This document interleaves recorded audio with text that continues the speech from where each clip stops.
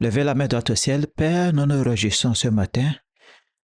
Merci pour cette nouvelle opportunité de nous présenter devant ta parole précieuse sainte écrite. Merci pour le puissant Saint-Esprit qui vit en nous. Nous nous réjouissons ce matin car les dons de l'Esprit nous appartiennent. Nous nous réjouissons ce matin car toute la grâce, les richesses de ta miséricorde nous appartiennent. Merci Seigneur, car la compréhension des profondeurs de Christ nous appartient. La connaissance révélée nous appartient. Toutes les richesses de la rédemption nous appartiennent. Alors ce matin, nous recevons et prenons du ministère excellent de Jésus. Nous déclarons que ton peuple est édifié et fortifié. Jésus est glorifié. Tout ce qui n'est pas planté par Dieu est déraciné. Les maladies, les fardeaux sont détruits. Nous nous réjouissons car à la fin de ce culte, nous en serons meilleurs. Nous te donnons louange, gloire, honneur pour la prière exaucée. Au nom de Jésus, nous prions et chaque croyant Dieu puissant. Amen. Gloire! Levez la main droite au ciel et exprimons notre foi en disant, je suis né de Dieu. Je suis né de la parole. La parole de Dieu est ma nature. Je ne peine pas à mettre en pratique la parole. Je mets en pratique la parole naturellement. Alors aujourd'hui, je comprendrai la parole de sa grâce. Je serai édifié. À la fin de ce culte, je ne serai plus le même. Plus jamais le même. Au nom de Jésus, et chacun dit un puissant Amen. Gloire! La joie dans le Saint-Esprit. Gloire, gloire, gloire, gloire, gloire. Réjouissez-vous. Encore, je le répète, réjouissez-vous dans le Saint-Esprit. Oh mon Dieu, certains d'entre vous sont en train de nous regarder juste comme ça. Gloire, gloire, gloire, gloire, gloire. Wow! Allez vers 2, 3 personnes, aimez quelqu'un, saluez quelqu'un, communiez avec quelqu'un et dites-lui, je vais te fournir des choses dans le Saint-Esprit. Je te fournirai des choses dans le Saint-Esprit. Je te fournirai des choses par le Saint-Esprit. Gloire, gloire, gloire, gloire, gloire. Que quelqu'un crie en puissant Amen.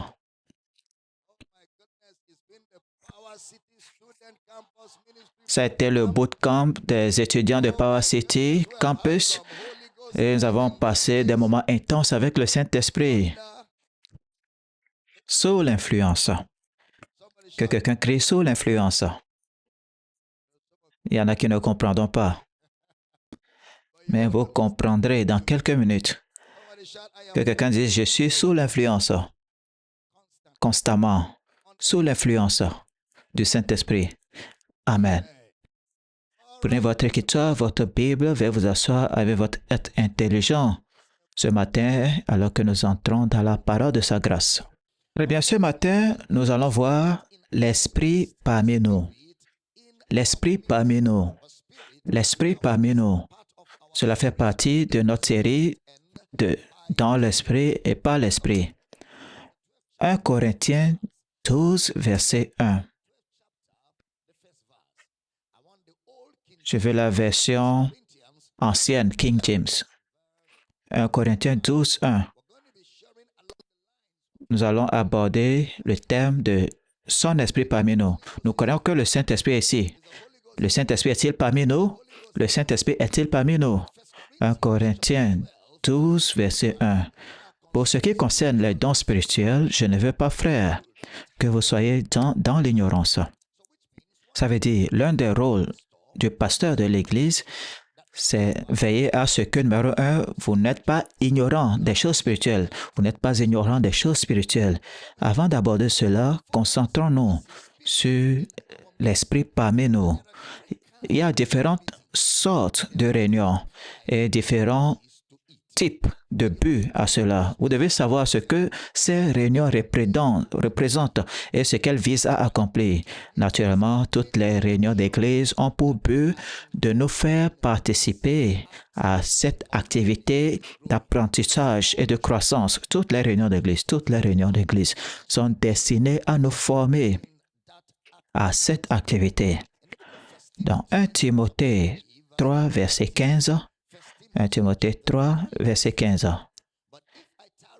Mais si je tarde, afin que tu saches comment il faut se introduire dans la maison de Dieu, qui est l'Église du Dieu vivant, le pilier et la colonne de la vérité. Alors, l'Église est le fondement et la colonne. Le mot colonne, ça veut dire pilier. Le pilier où la vérité est dispensée. L'Église est le pilier de la dispensation de la vérité. Alors, naturellement, dans la maison de Dieu, nous venons apprendre des choses. Chaque fois que nous venons à la maison de Dieu, nous venons apprendre des choses. Il y a différents types de réunions et il est important de comprendre leur signification et leur raison d'être. La première sorte de réunion, c'est la réunion d'enseignement, un culte d'enseignement, ou une réunion d'enseignement. Lors d'une réunion d'enseignement, vous savez, il y a ces réunions qui se chevauchent dans l'Église, mais il y a une réunion d'enseignement dont l'objectif principal est d'enseigner les textes bibliques. C'est la mission première d'une réunion d'enseignement. Parce que tous les cultes sont destinés à enseigner la parole et puisque c'est principalement lors de ces réunions que nous enseignons les textes bibliques, Matthieu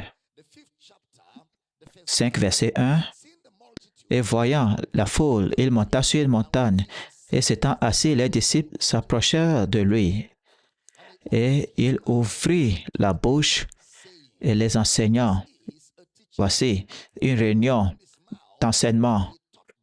Il a ouvert la bouche et il a enseigné en disant, mais avant cela, si vous remarquez très bien, dans Matthieu 4, verset 24, sa renommée se répandit dans toute la Syrie, et on lui amena tous les malades atteints de diverses maladies et tourments, et les démoniaques, les lunatiques, les paralytiques, et il les guérit. Alors, avant cette réunion d'enseignement, Jésus faisait beaucoup de choses alors qu'il allait faire le ministère. Dans Matthieu 5, il dit qu'il commença à enseigner. Si vous remarquez, il y a toute cette narration de Matthieu 5, Matthieu 6 et Matthieu 7. C'est là où il a conclu en disant, dans Matthieu 7, 24, soyez attentifs, Matthieu 7, 24.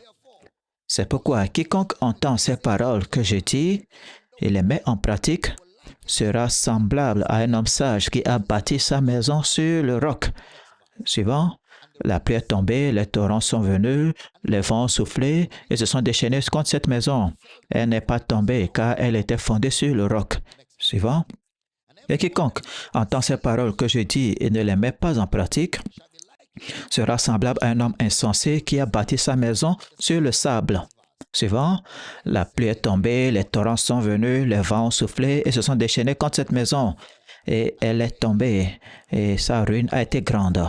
Maintenant, si vous observez ce que Jésus dit au chapitre 5, 6, 7, c'est que j'ai dit des choses. Maintenant, quiconque écrit ces choses que j'ai dites, donc ceci est le fruit d'une réunion d'enseignement. C'est paroles que j'ai dit.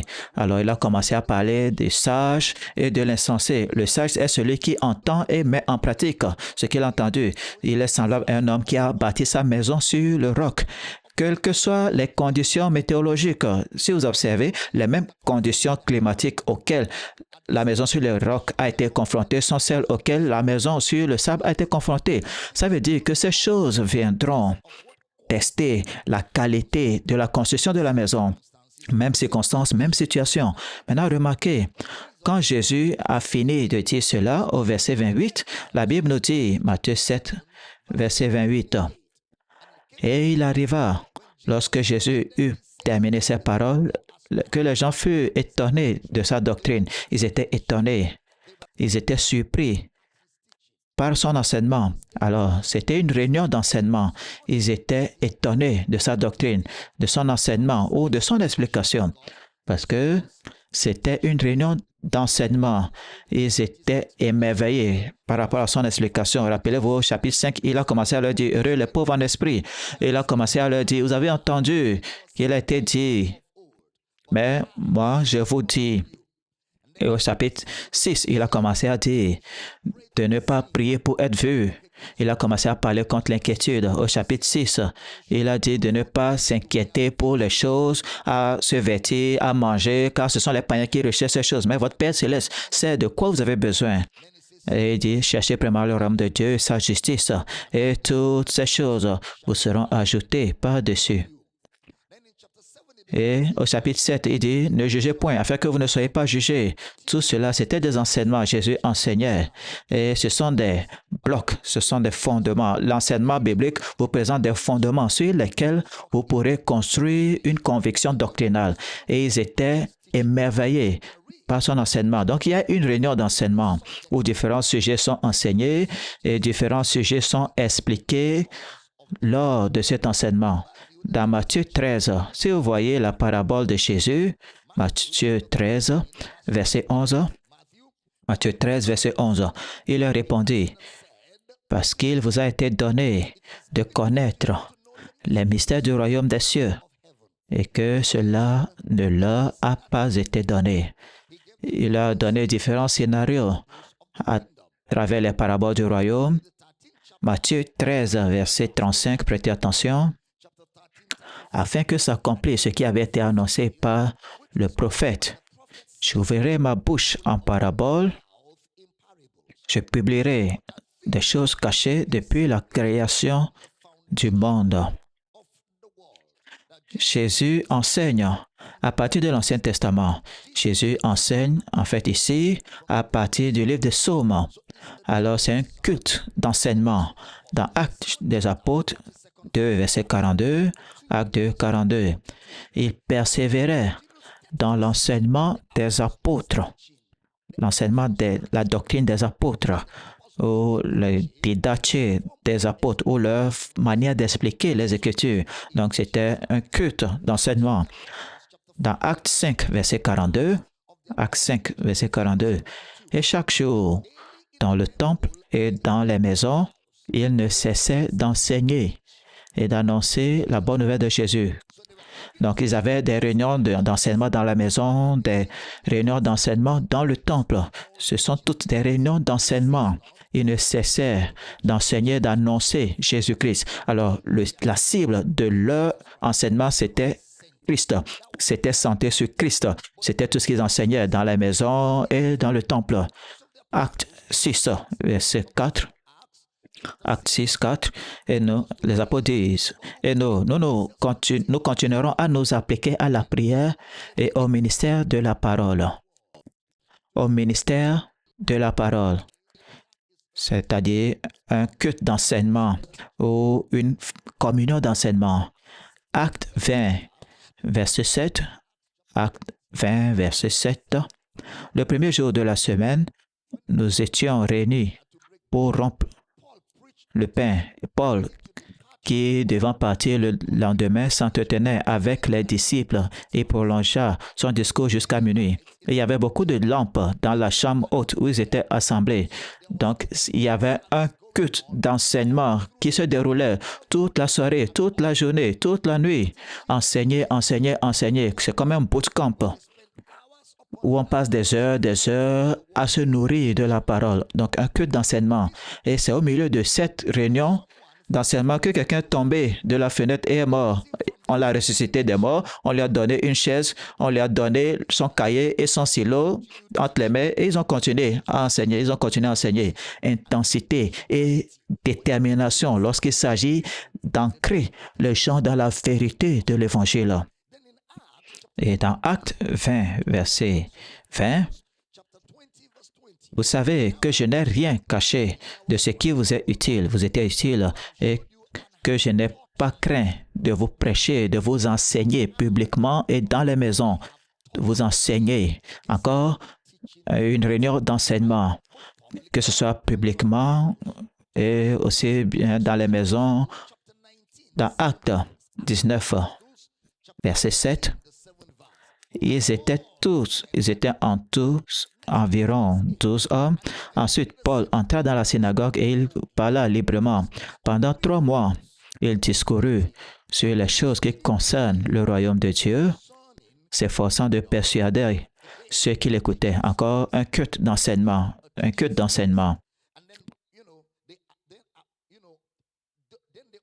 Ensuite, ils se sont opposés à l'enseignement du frère Paul. Regardez ce qu'il a fait au verset 9 et 10. Mais comme quelques-uns restaient endurcis et incrédules, et décriant devant la multitude la voix du Seigneur, il se retira d'eux, sépara les disciples et enseignant chaque jour dans l'école d'un nommé Tyrannus. Suivant, cela dura 2 ans, de sorte que ceux qui habitaient l'Asie, juifs et grecs, entendirent la parole du Seigneur. 2 ans d'enseignement biblique intensif. Pas de théâtre, pas de magie, enseignement. Car les gars, il faut du temps pour établir une doctrine. Il faut du temps pour parvenir à la compréhension. Il faut du temps pour se familiariser avec l'enseignement biblique. Il faut du temps.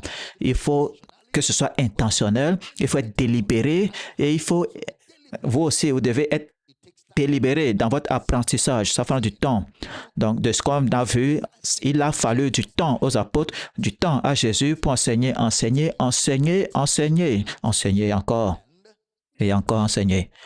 Alors, lors d'une réunion d'enseignement, nous étudions les matières, on a des éléments de base, nous dévoilons les mystères, nous répondons aux questions, nous expliquons les vérités bibliques au peuple de Dieu.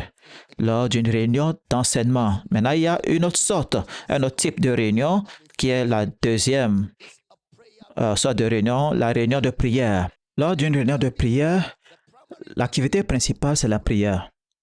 Lors d'une réunion de prière, l'activité principale, c'est la prière. Lors d'une réunion de prière, nous prions. Ce n'est pas quand vous dirigez la prière, vous utilisez la moitié du temps pour enseigner. Non. Lors d'une réunion de prière, on prie. Ce n'est pas quand on vient pour une réunion de prière toute la nuit, on chante pendant 6 heures, on prie 1 heure. Non. Lors d'une réunion de prière, on prie. En fait, même l'annonce d'un point de prière peut être une interruption parce que ce que nous sommes venus faire, c'est prier. Donc, nous prions. Même s'il y a des points de prière, ils sont rapidement injectés. Il n'y a pas de temps pour dire, tu sais, le point de prière maintenant, c'est on va prier, que la parole de l'Éternel se répande. Ce qu'on veut dire par se répandre, c'est non. Ça, c'est pour l'enseignement. Maintenant, tous ceux qui sont venus ici savent ce que nous entendons par la parole est libre cours. Donc, s'ils ne savent pas, ils vont prier dans le Saint-Esprit. Ce pourquoi nous sommes venus, c'est quoi? La réunion de prière. Et quand on vient prier, qu'est-ce qu'on fait? On prie. On prie. On ne vient pas pour une réunion mixte. On est venu pour une réunion de prière. Lors d'une réunion de prière, on prie tout simplement. Regardez Acte 4, verset 23, exemple de réunion de prière. Après avoir été relâchés, ils allèrent vers le leur et racontèrent tout ce que les principaux sacrificateurs et les anciens leur avaient dit. Suivant, lorsqu'ils l'eurent entendu, ils élevèrent à Dieu la voix tous ensemble et dirent, Seigneur, toi qui as fait le ciel et la terre, la mer et tout ce qui s'y trouve. Ça, c'est codifié. Ce n'est pas toute la prière qu'ils ont faite. Donc, ici, c'est un langage codifié qui nous fait voir le contenu ou les thèmes des prières qu'ils faisaient. Et quand ils eurent entendu cela, ils élevèrent la voix tous ensemble et dit, Seigneur, toi qui as fait le ciel, la terre, la mer et tout ce qui s'y trouve. Donc, ils ont prié en un commun accord. Et la Bible nous dit, lorsqu'ils ont prié, le lieu a été secoué. Et au verset 31 de ce même passage, quand ils eurent prié, le lieu où ils étaient assemblés trembla et ils furent remplis tous du Saint-Esprit. Et ils annonçaient la parole avec assurance. Ils ont prié et le lieu a tremblé. Alors, sans doute, au jour de la Pentecôte, c'était aussi une réunion de prière. Le jour de la Pentecôte était une réunion de prière. Comment est-ce qu'on le sait? Acte 1, verset 14. Acte 1, verset 14. Tous d'un commun accord persévéraient dans la prière avec les femmes et Marie, mère de Jésus, et avec les frères de Jésus. Ils continuaient d'un commun accord dans la prière et la supplication. Donc, ils avaient une réunion de prière. Même au jour de la Pentecôte, ils ont commencé à prier depuis 6 heures jusqu'à 9 heures. C'est fait 3 heures. C'est pourquoi quand les gens ont commencé à s'interroger sur ce qui se passait, Pierre a dit, ils ne sont pas ivres. Ce n'est que la 9e heure. Personne dans les conditions normales, ne s'enivrent entre 6 heures et 9 heures, sauf s'il y a une diabolisation de l'alcoolisme. Sauf si le truc est entré dans les malédictions générationnelles. Il faut me laisser tranquille. Donc, il priait. C'était un réunion de prière. Dans Acte 3, verset 1, Pierre et Jean montaient ensemble au temple à l'heure de la prière. C'était la 9e heure. Encore, une autre réunion de prière. Ils sont allés prier au temple. Donc, nous choisissons ce moment-là et nous sommes très délibérés concernant les réunions d'enseignement et on choisit un moment pour la réunion de prière, on va prier. Jésus, dans Matthieu 17, verset 1, Matthieu 17, 1, 6 jours après, Jésus prie avec lui, Pierre, Jacques, Jean et son frère. Il les conduisit à l'écart sur une haute montagne. C'était une autre réunion de prière. Ils sont allés sur une haute montagne pour prier. Voilà, une autre réunion de prière. Donc, il les a amenés prier. Ils étaient là pendant un moment. Ne soyez pas ceux croyants qui aiment les réunions d'enseignement, mais qui n'aiment pas les réunions de prière. Et ne soyez pas ceux croyants qui aiment les réunions de prière, mais pas les réunions d'enseignement. Ce n'est pas ceci ou cela. C'est ceci et cela. Parce qu'il y en a qui aiment les réunions de prière, mais n'aiment pas les réunions d'enseignement. Bien sûr, pas dans une église comme Power City, parce que je parle du cas général, le corps de Christ. Maintenant, pourquoi est-ce qu'ils font cela? C'est parce qu'ils croient que la prière résout leurs problèmes. Maintenant, on va prier. Donc, c'est donne-moi ceci, donne-moi cela, donne-moi. Donc, ne soyez pas un croyant spécialiste. Ne soyez pas quoi? Un croyant spécialiste qui aime les réunions d'enseignement et pas les réunions de prière ou les réunions de prière et pas les réunions d'enseignement. Alors, lors des réunions de prière, nous nous contentons de prier. Si vous regardez les instructions du frère Paul aux églises dans les épîtres, c'est pour les réunions de prière. Regardez, 1 Thessaloniciens 5, verset 17. 1 Thessaloniciens 5, 17. Priez sans cesse. Il parle à l'église sur ou concernant les réunions de prière. 1 Thessaloniciens 5, 25. Frères, priez pour nous. Voici une prière de la congrégation ou en assemblée. 2 Thessaloniciens 3, verset 1. Au reste, frères, priez pour nous, afin que la parole du Seigneur se répande et soit glorifiée comme elle est chez vous. Priez pour nous. Ils doivent le faire ensemble en tant qu'entité coopérative. Quand on voit prier pour nous dans les épîtres, c'est une instruction à l'intention de la congrégation qui doit être mise en œuvre par celle-ci. Éphésiens 6, verset 18. Faites en tout temps, par l'Esprit, toutes sortes de prières de supplication. Veillez à cela avec une entière persévérance et priez pour tous les saints. Encore, prière de la congrégation collective où tout le monde prie. Romains 12, 12. Romains 12, 12. Réjouissez-vous en espérance, soyez patients dans l'affliction, persévérez dans la prière. Voici encore une prière collective, une réunion de prière collective où le frère Paul donne des instructions à l'église de Rome. Alors, en tant qu'église, nous devons prier ensemble. Lorsque vous rejoignez une église, vous vous posez des questions comme quand a lieu notre étude biblique? Des questions comme quand a lieu notre réunion de prière? Je dis souvent qu'il faut étudier d'abord la Bible avant la réunion de prière parce que c'est l'étude biblique qui vous prépare à la réunion de prière. Ce n'est pas la réunion de prière avant l'étude biblique, c'est l'étude biblique avant la réunion de prière. Et ici, à Power City, nous avons différentes réunions de prière. Il y a les prières quotidiennes, 5h à 6h du matin, sur notre plateforme Microsoft Teams, où nous réunissons tous dans le monde. On prie 1 heure chaque jour. Et chaque membre de Power City devrait se joindre à cette prière.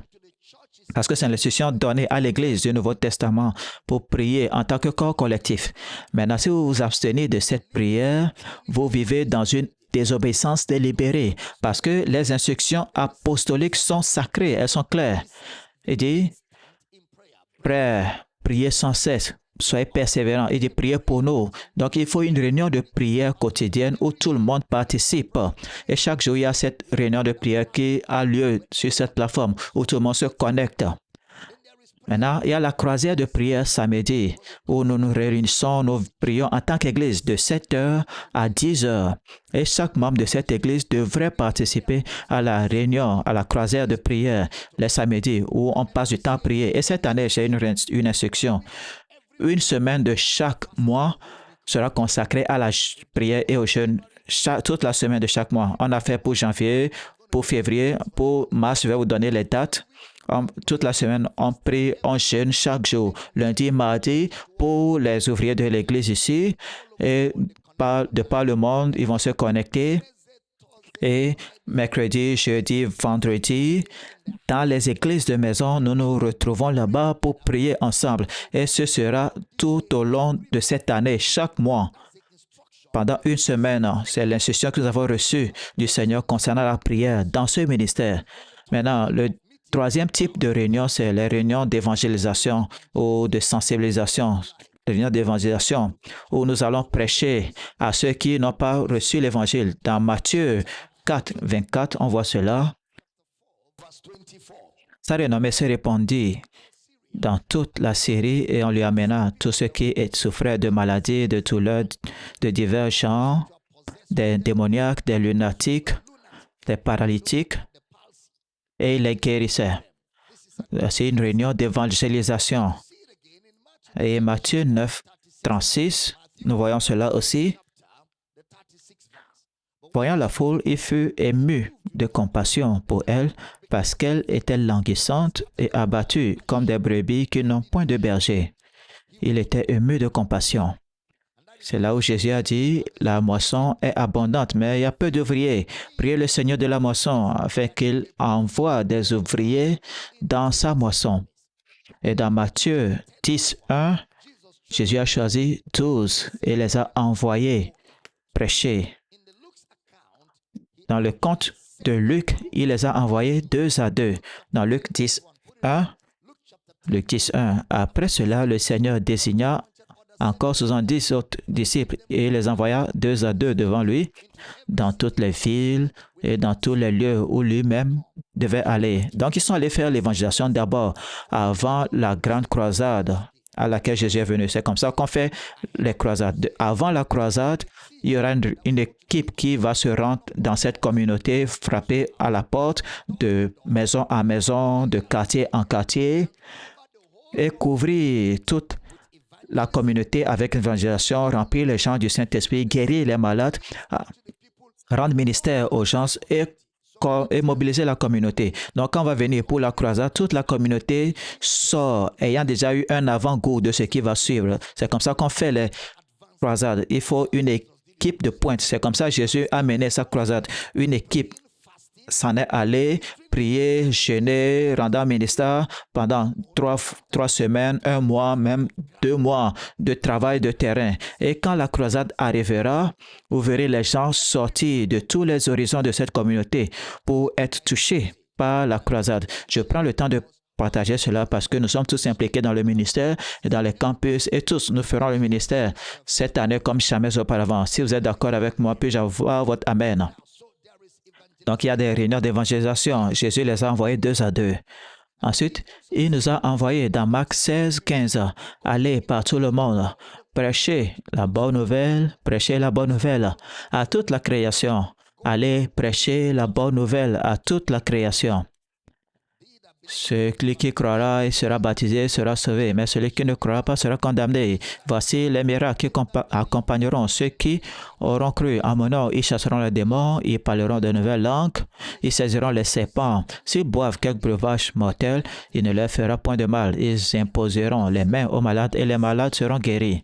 Alors, vous allez prêcher l'Évangile, mais vous posez la question, comment est-ce que c'est une réunion? Sortir, prêcher l'Évangile, comment est-ce une réunion? Eh bien, prêcher l'évangile est une réunion parce que Jésus a dit dans Matthieu 18, là où 2 ou 3 sont assemblés à mon nom, je suis là au milieu d'eux. Et quand vous allez prêcher, c'est vous et l'autre personne qui fait 2. Et d'autres fois, il y a une autre personne qui fait 3. Donc, ça fait déjà une réunion. Donc, c'est l'une des réunions, une réunion spéciale parce qu'elle a un objectif. Voilà, Jésus au milieu de tout cela.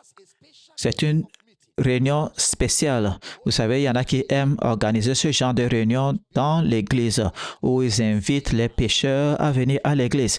Mais les pécheurs n'aiment pas aller à l'église. C'est pourquoi Jésus nous a dit d'aller. Il n'a pas dit de les apporter, de les amener. Il dit d'aller vers eux. Lorsque l'homme était perdu, Dieu est venu à nous. Dieu ne nous a pas invités à venir. Dans l'évangélisation, nous allons vers eux. Lorsque ils vont recevoir l'évangile et ils sont sauvés, nous les amenons dans la famille. Dis, j'ai entendu. Maintenant, il n'y a rien de mal à ce que les pécheurs viennent à l'église. Il n'y a rien de mal à cela.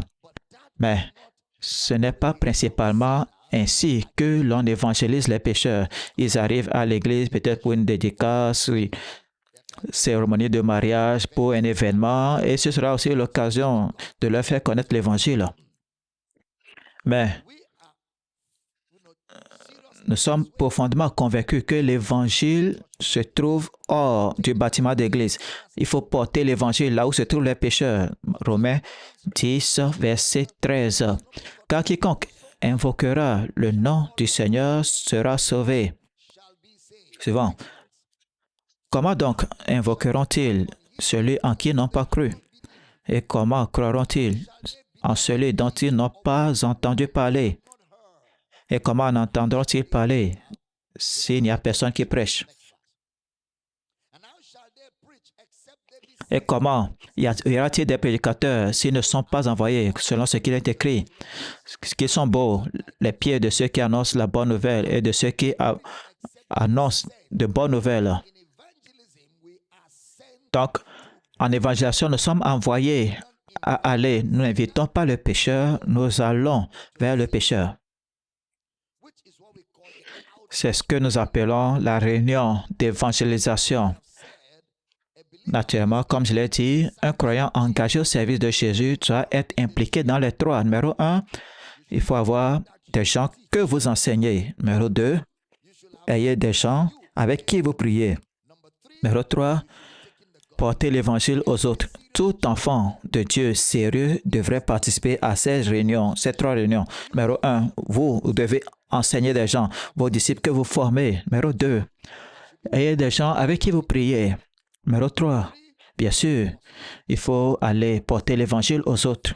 Et le 4e type de réunion, nous avons la réunion d'enseignement, la réunion de prière, la réunion d'évangélisation, nous avons la réunion de guérison. Les réunions de guérison. Nous avons les réunions de guérison. Les réunions de guérison peuvent être aussi un produit de l'enseignement. Les réunions de guérison peuvent être un produit de l'enseignement. Dans Luc 5, verset 17, un jour, Jésus enseignait. Des pharisiens et des docteurs de la loi étaient là assis, venus de tous les villages de la Galilée, de la Judée, de Jérusalem, et la puissance de Dieu se manifestait par des guérisons. L'enseignement avait libre cours et la puissance de Dieu se manifestait. Mais avant cela, dans Luc 5, 15, sa renommée se répandait de plus en plus. Et les gens venaient en foule pour l'entendre et pour être guéris de leur maladie. Ils venaient entendre l'enseignement et pour être guéris, parce qu'il envoya sa parole et la parole les guérit. Alors, dans une réunion d'enseignement, les guérisons se produisent. Il veille sur sa parole pour l'accomplir. Alors, la parole de Dieu est le remède de Dieu. Il envoya sa parole. Mon fils, sois attentif à mes paroles. Prête l'oreille à mes enseignements. Garde-le au fond de ton cœur, qu'il ne s'éloigne pas de tes yeux, car c'est la vie pour ceux qui les trouvent et la santé pour tout leur corps. Alors, l'enseignement de la parole de Dieu porte la guérison au corps malade. Alors, des fois, dans une réunion d'enseignement, on a une réunion de guérison. Dans Luc 6, la Bible dit qu'ils sont venus toucher Jésus. Une réunion de guérison où nous apportons la puissance de guérison de Jésus aux malades. Jacques 5, 13. Quelqu'un parmi vous est-il dans la souffrance qu'il prie? Quelqu'un est-il dans la joie qu'il chante des cantiques? Quelqu'un parmi vous est-il malade qu'il appelle les anciens de l'Église et que les anciens prient pour lui en loignant d'huile au nom du Seigneur? Suivant. La prière de la foi sauvera les malades et le Seigneur le relèvera. Et s'il a fait des péchés, il lui sera pardonné. Alors, quand les anciennes viennent prier, c'est une réunion de guérison. Quand les anciens viennent pour prier, ça devient une réunion de guérison. Vous verrez cela dans Matthieu 4, 24, où Jésus guérissait. Matthieu 9, 35 à 38, Jésus allait partout, prêchant, enseignant, guérissant les malades. Prêchant, enseignant et guérissant les malades. Dans Acte 10, 38, vous savez comment Dieu a oint du Saint-Esprit de force Jésus de Nazareth qui allait de lieu en lieu, faisant du bien et guérissant tous ceux qui étaient sous l'empire du diable. Acte 10, 38. Et guérissant tous ceux qui étaient sous l'empire du diable, car Dieu était avec lui. Jésus organisait régulièrement ce genre de réunions, des réunions de guérison. Dans Acte 19, 11, prêtez attention. Acte 19, 11. Et Dieu faisait des miracles extraordinaires par les mains de Paul, suivant, au point qu'on appliquait sur les malades des linges ou des mouchoirs qui avaient touché son corps, et les maladies les quittaient et les esprits malins sortaient. Encore une réunion de guérison. Ça veut dire, ils sont venus vers Paul et quand il enseignait, prêchait, une partie du culte, c'était une session de guérison ou un culte de guérison. Et il y a un autre type de réunion, numéro 5. Un autre type de réunion, numéro 5. La réunion des ministres ou des ouvriers de l'Église. La réunion des ministres ou des ouvriers de l'Église. Des fois, vous allez m'entendre dire, on a une réunion des ouvriers, c'est biblique. Ce n'est pas une innovation, non. C'est biblique, c'est scripturaire. Il s'agit d'un groupe de personnes appelées en fonction du type de responsabilité qu'elles ont dans l'Église. Quelqu'un dit, et les réunions de mariage. Et les réunions de mariage. Je vous ai dit dans cette Église que les cérémonies de mariage sont des réunions culturelles. Je les appelle comment? Des réunions culturelles. Chaque fois qu'il y a réunion ou qu'il y a mariage dans cette Église, nous apportons une réunion culturelle dans le culte. Toute forme de mariage est une expression culturelle. C'est pourquoi on ne va pas voir des réunions de mariage dans le Nouveau Testament. Même Jésus est allé à une famille et il y a eu un mariage parce que le mariage fait partie de la culture. C'est dans la famille. Ici, on a introduit une réunion culturelle dans le culte. Il n'y a rien de mal à cela, mais vous devez savoir que ce n'est pas une réunion dans le Nouveau Testament qu'on appelle réunion de mariage. C'est culturel. Et il n'y a rien de mal à le faire au milieu de ses frères. Nous nous réjouissons avec ceux qui se réjouissent. Combien comprennent ce que je dis? C'est pourquoi on ne consacre pas beaucoup de temps au mariage. Vite, vite, vite. 15, 20 minutes, on a fini. Comme ça, vous pourrez partir à la conquête des lunes, des étoiles et entendre les tonnerres. Gloire à Dieu. Gloire à Dieu. Alors, nous avons des réunions des ministres et des ouvriers d'église ou la réunion des ministres. C'est une réunion de ceux qui sont formés pour l'œuvre du ministère. Par exemple, vous remarquez cela dans la maison de Marthe. Ceux qui étaient assis pour entendre la parole n'étaient pas la foule. Ceux qui étaient assis au pied de Jésus pour entendre la parole n'étaient pas la foule. C'étaient ses disciples. Alors, si vous vous trouvez à ne pas participer à ce genre de réunion des ouvriers, Chaque fois qu'il y a réunion d'ouvriers et vous n'y êtes pas et vous n'avez jamais, ou bien vous n'avez jamais participé à une réunion d'ouvriers, vous êtes dans cette église et vous n'avez jamais assisté à une réunion d'ouvriers, que ce soit au siège social ou dans les campus ou dans les branches, il y a deux possibilités. Soit vous n'avez pas encore reçu de responsabilité parce que vous êtes un nouveau converti ou bien vous êtes un nouveau croyant. Vous n'êtes qu'un apios qui porte encore des couches et boit au biberon, attendant de grandir et sortir de cet état. Vous êtes un bébé. Les bébés n'assistent pas aux réunions d'ouvriers. D'accord? Alors, si vous n'avez pas assisté aux réunions des ouvriers, vous avez abusé de vos couches en tant que membre de cette église. S'il y a réunion des ouvriers et vous n'y êtes pas, vous n'avez pas été un croyant responsable. Je ralentis pour que cela pénètre. Parce que les réunions d'ouvriers font partie du Nouveau Testament et chaque enfant de Dieu doit être responsable dans la maison. La responsabilité est la preuve qu'il y a croissance. Lorsque vous grandissez, vous devenez responsable. Vous voulez être impliqué, vous voulez vous engager, vous voulez être occupé à l'avancement du royaume de votre Père. C'est de la responsabilité. Vous voulez être engagé. Vous voulez faire avancer la cause de Christ. C'est de la responsabilité. Et lorsque vous êtes responsable, vous assistez aux réunions des ouvriers. Mais il y a une réunion des ministres. C'est des gens sélectionnés, des pasteurs ou ministres de ce niveau-là. Ce sont eux qui assistent aux réunions des ministres. Mais la réunion des ouvriers, c'est pour tous ceux qui sont responsables de tout ce qui se passe dans l'Église.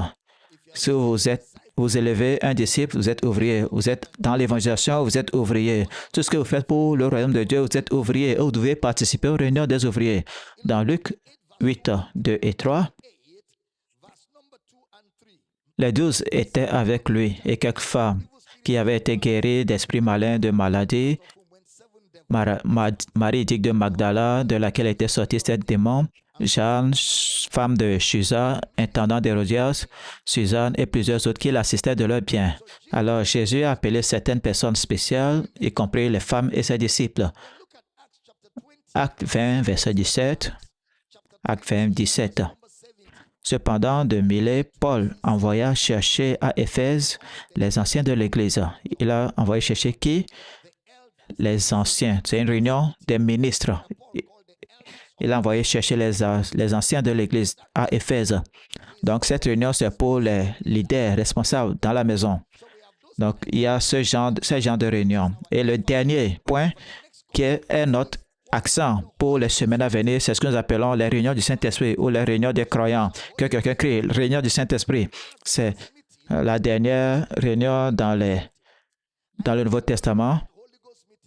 J'ai découvert ce que sont les réunions du Saint-Esprit grâce à l'enseignement de Kenneth Hagin, qui nous a permis de voir à travers la parole de Dieu qu'il existe des réunions où nous nous concentrons, où l'attention est portée sur la manifestation du Saint-Esprit. Il y a de telles réunions où l'accent est mis sur la démonstration des dons de l'Esprit parmi nous. Voyons quelques exemples de ce genre de réunions où l'accent est mis sur le flux du Saint-Esprit. Acte 2.1. Acte 2.1. Le jour de la Pentecôte, ils étaient tous ensemble, dans le même lieu. Voici une réunion du Saint-Esprit. Rappelez-vous dans 1 Corinthiens 12.1, le frère Paul dit, pour ce qui concerne les dons spirituels, je ne veux pas que vous soyez dans l'ignorance. Acte 2. Acte 2.2. Tout à coup, que quelqu'un crie, tout à coup. Je peux vous entendre dire, tout à coup, crier, tout à coup. Tout à coup, il vint du ciel un bruit comme celui d'un vent impétueux, et il remplit toute la maison où ils étaient assis.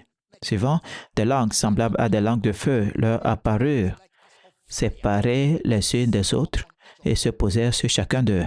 Et ils furent tous, combien d'entre eux? Pourquoi ils étaient tous remplis? Parce que c'est un culte du Saint-Esprit. Ils furent tous remplis du Saint-Esprit et se mirent à parler en d'autres langues selon que l'Esprit leur donnait de s'exprimer. Il vint un bruit du ciel, comme celui d'un vent impétueux, et il remplit toute la maison. Combien croient que cela se produit encore aujourd'hui? Combien croient à cela? Même dans ce culte, dans quelques minutes, l'influence sera forte. Et je suis sous l'influence. Dis-le encore, je suis sous l'influence du Saint-Esprit. Je suis né de l'Esprit. Ma vie est dans l'Esprit.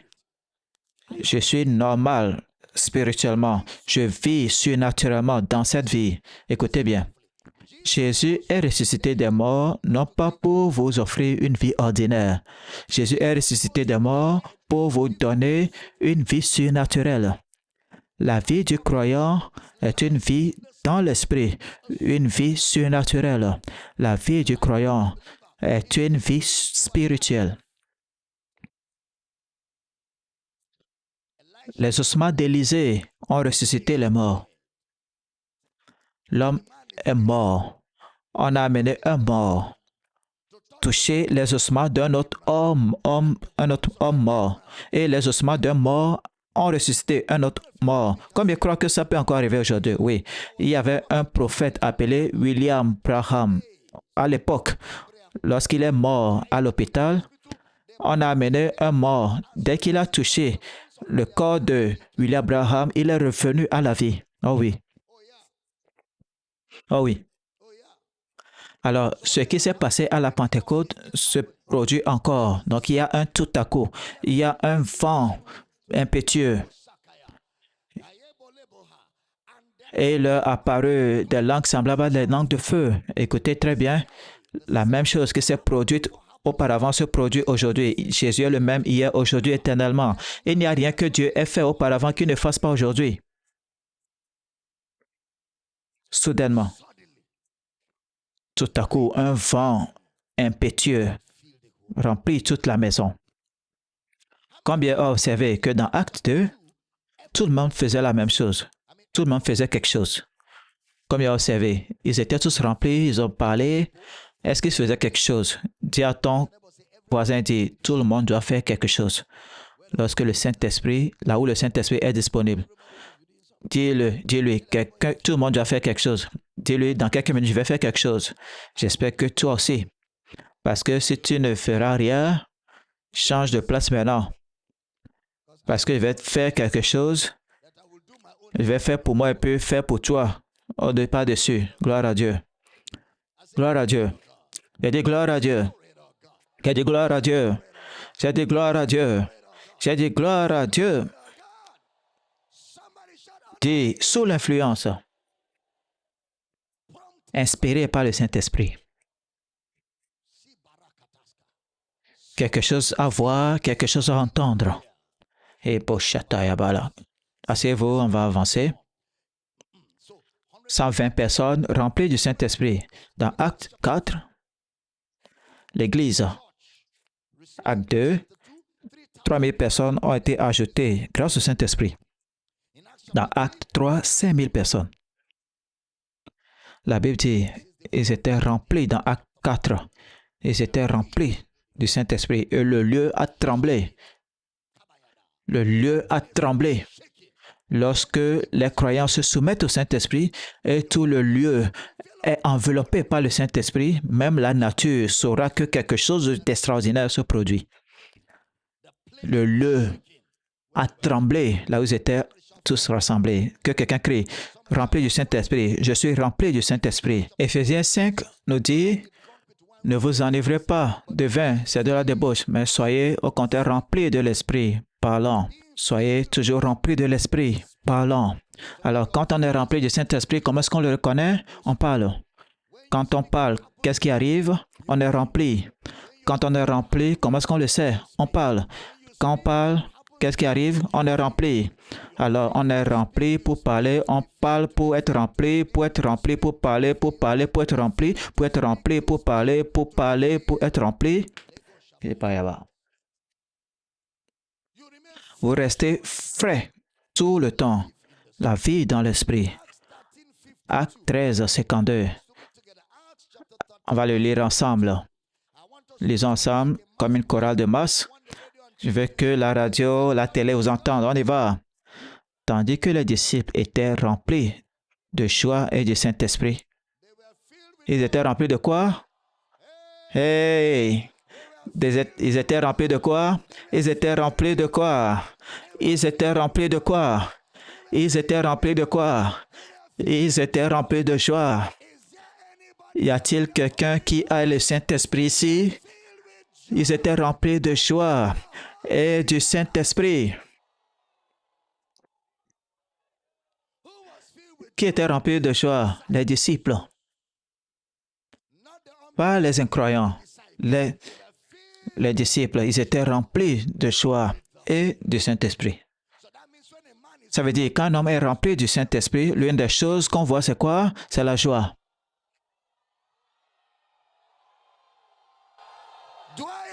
Est-ce qu'il y a des personnes remplies du Saint-Esprit dans ce bâtiment? Gloire à Dieu. Gloire à Dieu. Réjouissez-vous. Je le répète, réjouissez-vous. La joie, la paix, la joie dans le Saint-Esprit. Et balagatayaba. Quand on est rempli du Saint-Esprit, on est rempli de joie.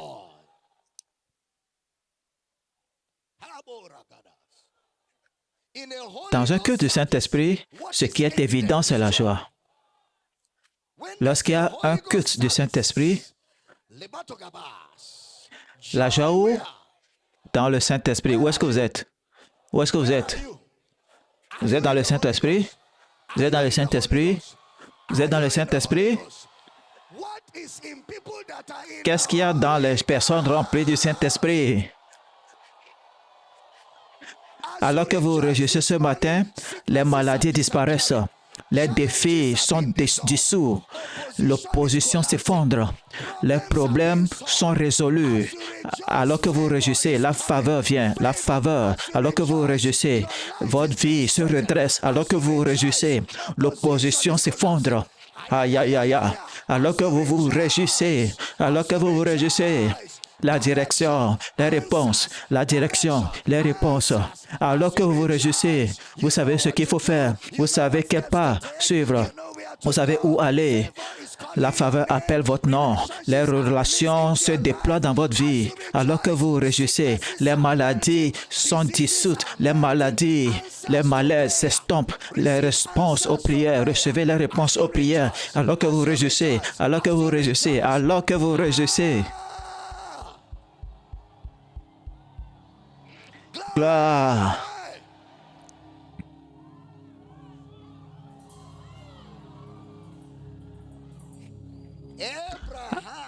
Abraham ne douta pas. Abraham ne douta pas. Pas incrédulité au sujet de la promesse de Dieu, mais il fut fortifié par la foi, donnant gloire à Dieu. Même bien que les entrailles de Sarah étaient stériles et Abraham était mort, il s'est réjoui dans cette situation.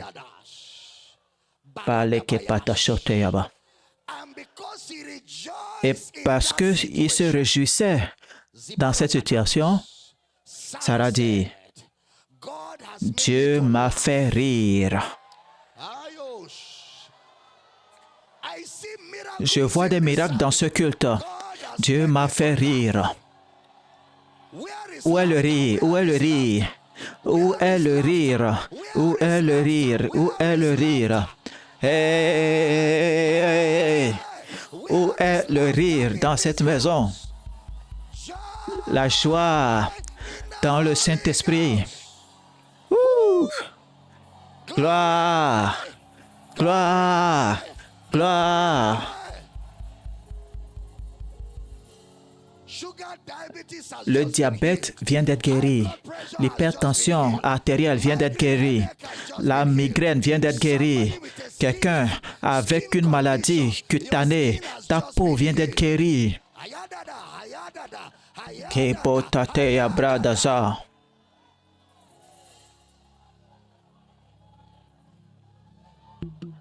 Il y a quelqu'un qui regarde. Ton enfant a 3 ans. Ton enfant a 3 ans. Et il n'y a aucun signe visible de développement. 3 ans, sans croissance, sans développement. La puissance de Dieu vient sur cet enfant maintenant et le corps de cet enfant est guéri maintenant. Nous nous réjouissons, nous nous réjouissons, nous nous réjouissons. Les choses changent, les choses bougent, les choses changent. Oh oui, je sens cela dans ce culte.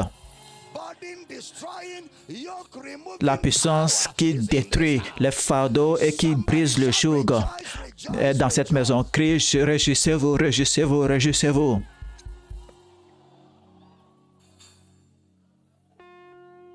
Et bon, le Shatayabada. Certains d'entre vous, vous n'avez pas ri depuis 6 mois. Certains ont gardé un visage sérieux pendant longtemps. Mais c'est votre saison de rire. C'est votre saison, votre semaine de rire. C'est votre jour de rire.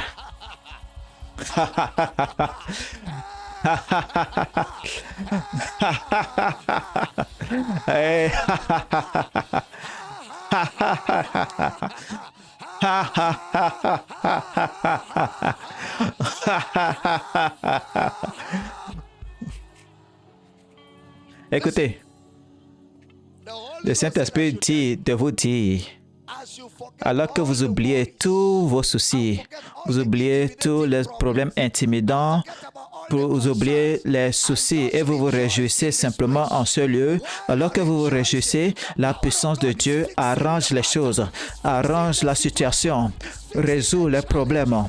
Les chemins tortueux sont redressés, les vallées sont comblées, les montagnes sont aplanies, les montagnes sont aplanies, les montagnes sont aplanies, les montagnes sont aplanies, les montagnes sont aplanies.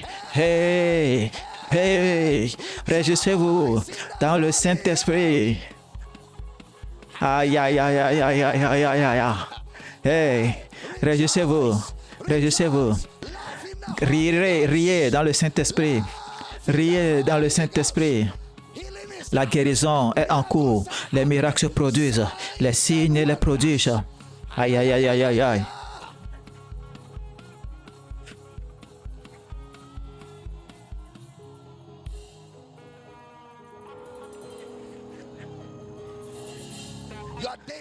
Vos jours de chagrin sont terminés. Vos jours de tristesse sont terminés. Vos jours sombres sont terminés. Voici la saison de réjouissance. Pour ceux qui m'entendent, une nouvelle saison vient de commencer. Une nouvelle saison vient de s'ouvrir pour vous. Il y a rafraîchissement, il y a restauration, il y a rafraîchissement, il y a restauration. Il y a quelqu'un qui m'écoute maintenant. Ta vie a été comme paralysée ces 6 derniers mois. Ce confinement est enlevé. Ce confinement est ôté. Prions dans le Saint-Esprit pendant 10 minutes, 1 minute. Prions dans le Saint-Esprit. Tout le monde, prions dans le Saint-Esprit.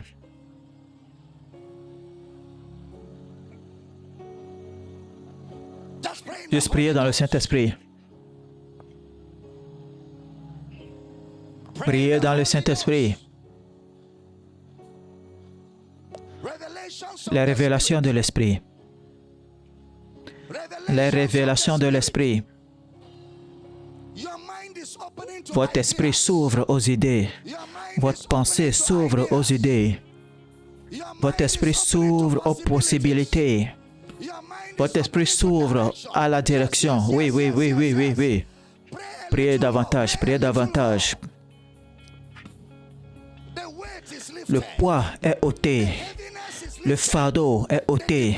La dépression part pour toujours. Mambla hakaprada zeteteyaba. Jetez tous ces soucis. Jetez, déchargez-vous de tous ces soucis sur le Seigneur. Et bodeke patazakalaba legete brode zeteyaba legeta. Il y a un rafraîchissement. Il y a un rafraîchissement. Il y a un rafraîchissement. Il y a un rafraîchissement. Il y a un rafraîchissement. Elu patazaba lege kapato setete yege pala gatato higega haga brada shade balagata de zede. Il y a rafraîchissement. Aboshe balagata brade zete yabadede. Ikabodo sigabadende hege blaga kabrada zoto yabalededea. Priez davantage, priez davantage, priez davantage. Priez davantage.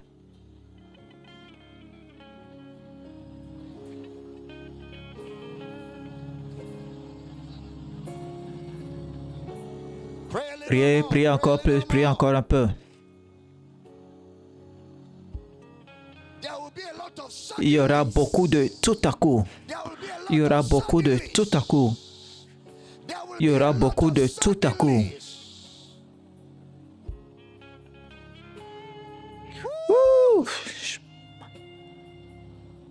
E baba labo de kiba labo do zeta yaga ba lo prete shega pada dayaba. E da bo zeba le hege brado zete da bala goto se de te yabada. Mambara balagete yabara da plateau zede bade de yaba. Zubala gata bo hoka plaga barada do se brade zete de yaga. Zubara voda sete hi karabreda mandaze de yaga bro hoto segi kabata zetende hedadu to pahaga beda zuze dagaba habale te daya bate zete te yakabado mambo hopada se bragete dia bato se kabagata zatanda yagabate yabo zipa balaba zebo te kikapala de te yaba pata. Merci Seigneur Jésus. Merci Seigneur Jésus. Levez les mains et adorez-le dans ce culte. Adorez-le, adorez-le, adorez-le. Adorez-le, voyez les choses changer. Commencez à voir les choses changer autour de vous. Juste adorez-le, commencez à voir les choses changer.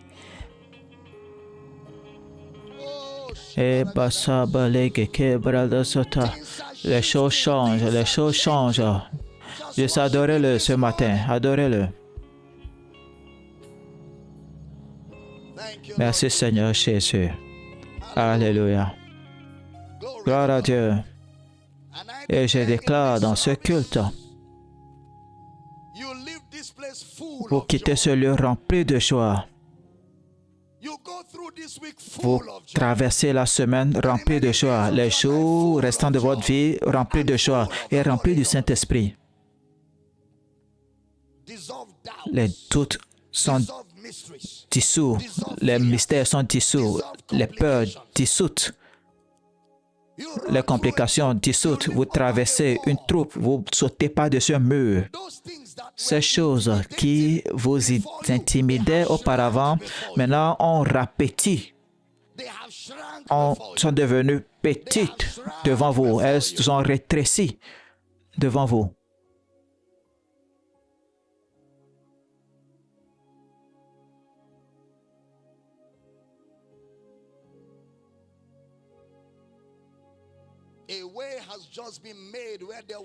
Une voie vient d'être créée là où il n'y en avait pas. Vous attendez que quelqu'un paraisse pour vous et ne vient pas. Quelqu'un va paraître pour vous. Les choses changent, les choses changent, les choses changent et changent.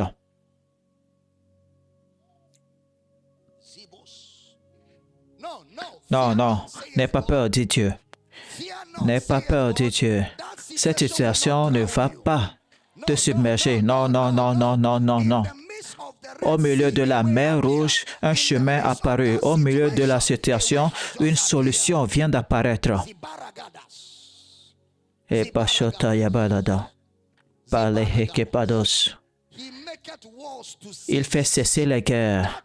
Cette guerre qui ravage ta vie cesse maintenant. Elle cesse maintenant. Ce complot contre ton emploi vient d'être dissous maintenant. Et possible, patakatayabada. Reçois la victoire maintenant. Au nom de Jésus. Et la bado shetayabada. Prada zipata zaketa. Megabata zabarekete zupataya brade. E dabo zatayaba. Kebrosha gapaga like kadoze tede. Nego kataze ke higapada zade de teyaba. Pare broshida balegeta zatayaba. E gabasada badando hoge tezetende yegre badazoto. Zibalagabada zatayaba. Merci Père. Nous te louons Père. Alléluia. Alléluia. Alléluia. Alléluia. Alléluia. Alléluia. Alléluia. Alléluia. Alléluia. Alléluia. Alléluia. Alléluia. Alléluia.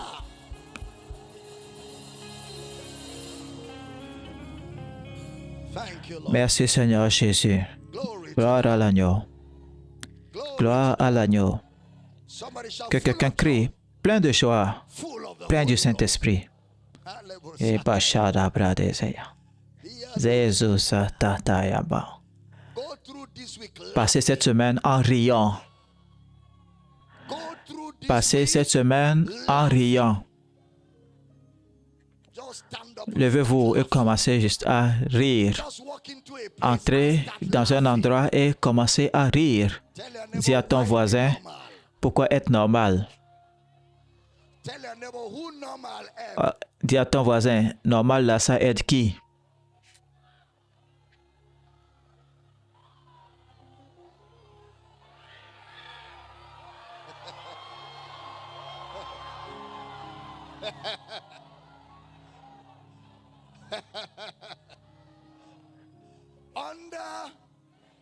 Sous influence.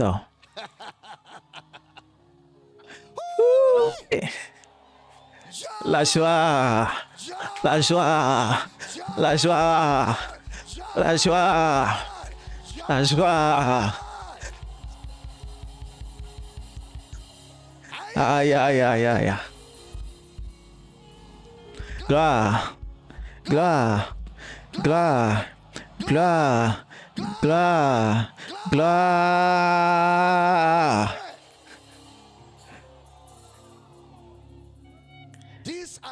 Ces personnes ne sont pas ivres, quand vous le pensez. Mais c'est cela, ce qui a été dit. Je répandrai de mon esprit sur toute chair. Gloire à Dieu. Entrez dans un bureau et mettez-vous à rire. Commencez à rire.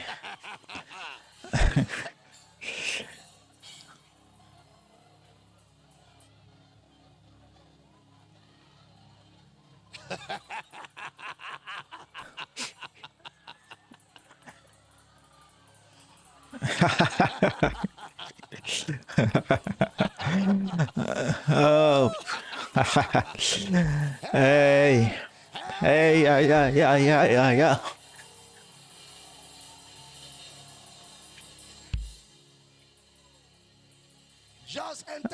Entrez dans la banque et commencez à rire.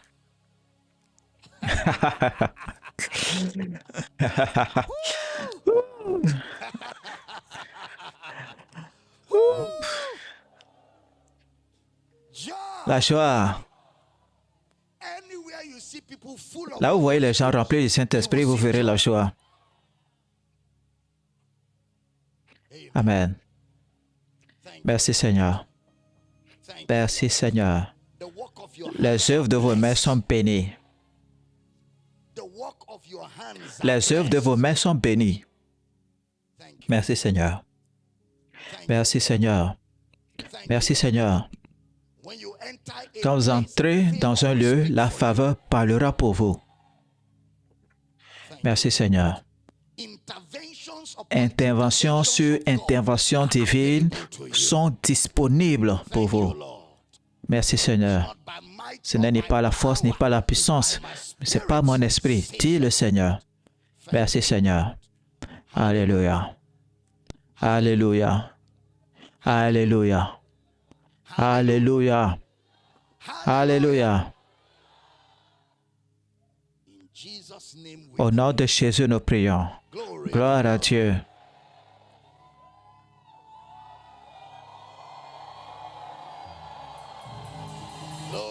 Gloire. Gloire. Alléluia.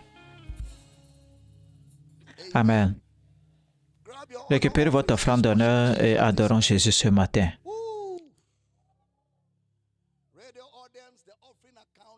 Vous avez le compte dont les détails sont affichés à l'écran.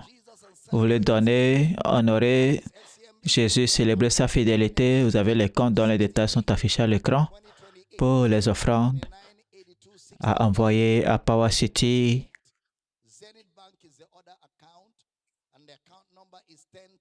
Les comptes de Power City International sont affichés à l'écran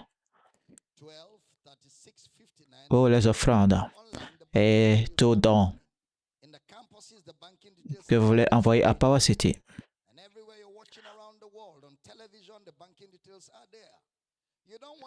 Vous ne voulez pas rater le culte prochain.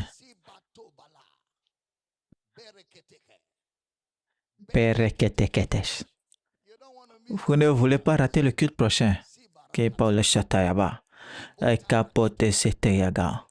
Vous ne voulez pas rater le culte prochain. Merci Seigneur. Levez votre offrande, Père. Nous donnons avec foi et nous donnons avec joie. Merci pour le privilège de t'adorer avec nos ressources. Nous et tout ce que nous avons, nous t'appartenons. Alors nous t'adorons du plus profond de nos cœurs et cela se manifeste par nos offrandes.